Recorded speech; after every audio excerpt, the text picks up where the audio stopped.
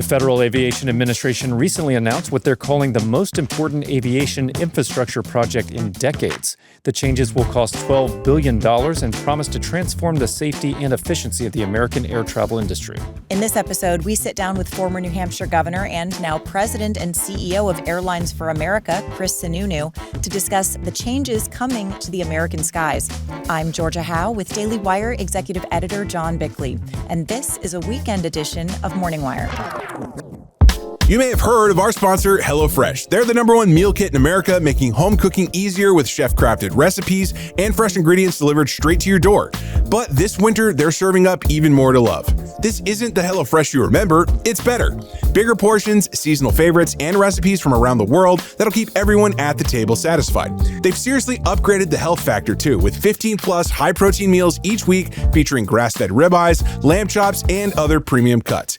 Here's the kicker. Steak and seafood are now included every week at no extra cost, and they've tripled their seafood options so you can enjoy quality protein whenever you want. I've used HelloFresh to make everything from Hawaiian pizza, pineapple on pizza, guys, it's a thing, all the way to barbecue pork burgers, and the quality is always top-notch, and the recipe's super simple.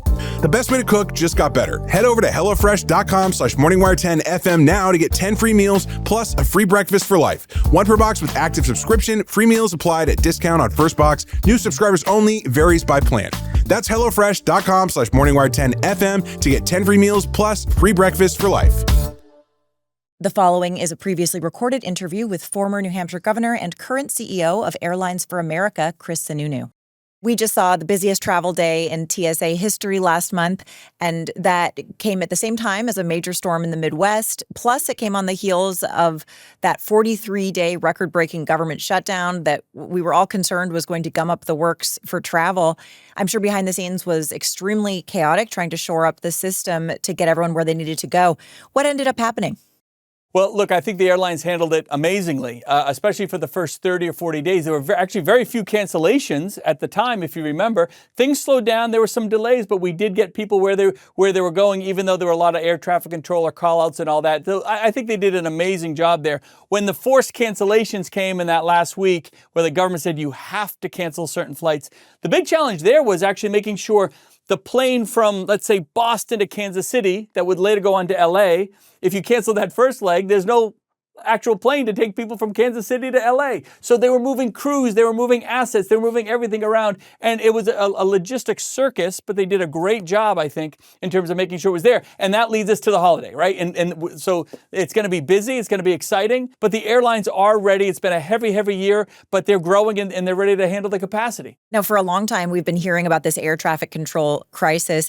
Is there still a crisis? And if so, what are we doing to address it?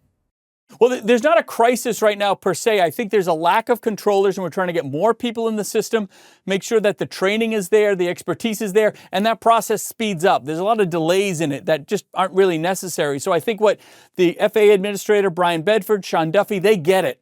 And they are kind of breaking down a lot of the bureaucracy and those barriers to encourage more people to come in, to make sure they get certified faster, get them in the towers, and keep the whole system more resilient. And at the same time, you have this thing called air traffic control modernization. We're getting away from, literally floppy disks and paper strips and this old school coding that is really from the early 90s. The government just hasn't done their part up until now of kind of updating that system. Well, this past year they did. This administration did a great job. Senator Cruz did a great job putting money down, not just to, let's give us some credit for putting some money somewhere, but saying we need results. We need a whole modernized system that makes everything more efficient, faster, a better experience for the customer, better experience for the airlines, and really bringing this national airspace, which is unlike any other in the world, really to that preeminent gold standard that we know it can be.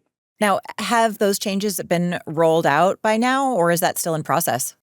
It's just starting, really. So the dollars were appropriated a few months ago. They have what they call an integrator, kind of a lead engineering group that will drive a lot of these processes. But to the FAA's credit, look, one thing you got to say about this administration, they are moving. They do not slow down for bureaucracy. They don't wait for anyone, and that's a great thing, right? They're moving at their speed and the speed that the American public needs them to. So they're already replacing copper into fiber. They're doing some of the computer and new equipment transfers that have to happen in the towers. They're looking at new facilities. They're looking at new simulator technologies, things like that. And so that's all. I was doing a tour about 2 weeks ago, actually, right before Thanksgiving of some of the new stuff that's going in, and it's all in, not just an idea, it's all in process. It's being developed, it's being implemented. I think you're going to see some real big wins for the air traffic controllers in the airline industry in just the next 6 months. Now, that's not the only change that's being made. That's on the engineering side, but in terms of customer experience, we're hearing that there's also some MAHA changes that are happening in airports. Specifically, there's a Department of Transportation initiative for some gyms, playgrounds, some other health-oriented upgrades. What do we know about that? Well, I'll say this. I think the customer experience with airlines over the past few years has become phenomenal, right? Airports themselves they're getting bigger, they're getting more robust. Some of them are like high-end shopping malls. And I think what the secretary is talking about is kind of completing that mission of making sure that, okay, we have all these great restaurant choices, there's going to be healthier choices or things to do or, things to kind of, whether it's working out or taking care of yourself, your personal health in those kind of times when you're waiting for the next flight to take off or whatever it might be. I think it's great. They understand travel is an experience. TSA did their part. We created pre-check and clear. You can get through a TSA line in 2 minutes now in some places, as opposed to the 2-hour waits, we used to have. Nobody smokes in airplanes anymore. That's great. There's more choices. And like I said, most importantly, it's more affordable. More Americans travel now than ever before because all this competition, especially on the domestic side, has really reduced prices and made it affordable for so many families that otherwise maybe couldn't have made that trip, or businesses that had to do everything remotely, but now they can afford spending a little extra money building those personal relationships on the business side of things. So the entire experience has been raised. There's no question about it. I think they just say, we're not done. We're going to take it to the next level. And I think that's a great thing for the entire air system and that traveler experience. You mentioned that it's become more affordable. Basically, nothing in the world has become more affordable in the past few years. So is there hard data that flights are the one exception? Yeah, so look, since 2019, if you add all the inflationary pressures that have come for various reasons, the average product in America has probably gone up about 32% when you compound the inflation. Airlines, 1%.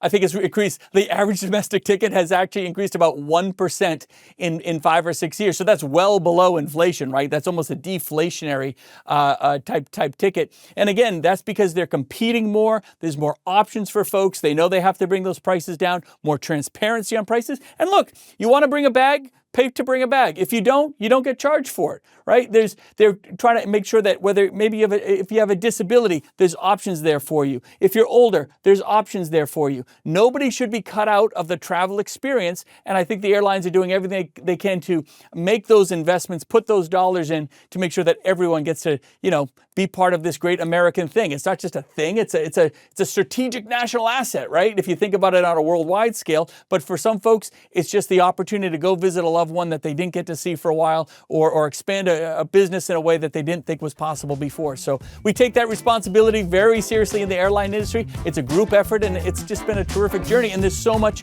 more to go. I think that's the exciting part ahead. All right. Well, Governor, thank you so much for coming on today. You bet. That was CEO of Airlines for America, Chris Sununu, and this has been a weekend edition of Morning Wire.